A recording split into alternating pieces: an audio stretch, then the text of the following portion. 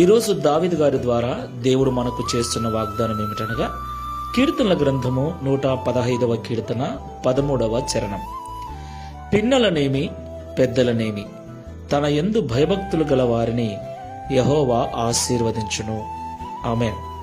నా ప్రియమైన సహోదరి సహోదరులారా, దేవుని ఆశీర్వాదం కొరకు మనమందరము కూడా ఉపవాస ప్రార్థన, విజ్ఞాపన ప్రార్థన, కన్నీటి ప్రార్థన, ఇలాగ ఎన్నో రకాల ప్రార్థనలు చేస్తున్నాం.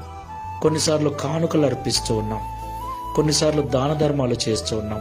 ఇలాగ రకరకాలుగా దేవుని ఆశీర్వాదం పొందుకోవటానికి అనేక రకాల నీతి క్రియలు మనం చేస్తూ ఉన్నాం. అయితే పిల్లలైనా పెద్దలైనా ఎవరైతే దేవుని యందు భయభక్తులు కలిగి జీవిస్తారో వారిని మాత్రమే దేవుడు ఆశీర్వదిస్తానని ఈ ఉదయకాల సమయంలో మనతో మాట్లాడుతున్నాడు. అవును ప్రియులారా, దేవుని యందు భయభక్తులు లేకుండా మనము ఎన్ని నీతి క్రియలు చేసినా అవి చింపిరి గుడ్డలతో సమానమని పరిశుద్ధ గ్రంథం సెలవిస్తుంది. కాబట్టి దేవుని ఆశీర్వాదం మనకు రావాలి అంటే ఒకే మార్గం, దేవుడంటే భయము, భక్తి ఉండాలి. దేవుడంటే భయపడేవాడు పాపము చెయ్యడు, పాపానికి దూరంగా ఉంటాడు, నీతి కలిగి పరిశుద్ధత కలిగి ఉంటాడు.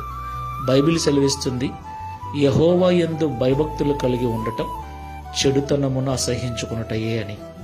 దేవునికి మహిమ కలుగును గాక. కాబట్టి దేవుని ఆశీర్వాదం మన మీదకి రావాలి అంటే ముందు దేవుని యందు భయభక్తులు కలిగి తర్వాత నీతి క్రియలు చేయాలి. అప్పుడే దేవుడు మనల్ని ఆశీర్వదిస్తాడు. ఒకసారి పరిశీలన చేసుకొని ప్రార్థన చేసుకుందాం. సర్వోన్నతుడా, సర్వశక్తిమంతుడా, సర్వాధికారమైన తండ్రి, మీకు స్తోత్రాలు చెల్లిస్తున్నాం. ప్రభువా, నీ దయగలిగిన కృపను మాకు తోడుగా ఉంచి 2024 సంవత్సరం చివరి దినమున మమ్మల్ని సజీవుల లెక్కల్లో ఉంచినందుకు మీకు స్తోత్రాలు. నిజముగా ఈ దినమును చూడలేక ఎంతో మంది లోకాన్ని విడిచి వెళ్ళిపోయారు. అయితే నీ కనికరము, నీ ప్రేమ మా మీద చూపించి నేటికి సజీవులుగా ఉంచినందుకు స్తోత్రాలు చెల్లిస్తున్నాం. ప్రియ తండ్రి, నీ ఆశీర్వాదం కొరకు మేమందరం ఎదురు చూస్తున్నాం. నీవు మమ్మల్ని ఆశీర్వదించాలని ఎన్నో రకాల ప్రార్థనలు, ప్రయత్నాలు చేస్తూ ఉన్నాం. అయితే పిల్లలైనా పెద్దలైనా నీ యందు భయభక్తులు గల వారిని మీరు ఆశీర్వదిస్తారని ఈ ఉదయకాల సమయంలో సూటిగా మాతో మాట్లాడినందుకు స్తోత్రాలు.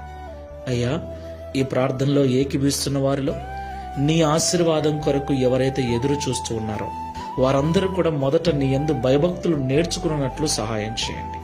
తరువాత నీ ఆశీర్వాదములకు మమ్మల్ని వారసులను చేసి దావీదు వల్ల మేము సాక్ష్యమిచ్చుటకు సహాయం చేయమని యేసు నామములో ప్రార్థిస్తున్నాము తండ్రి.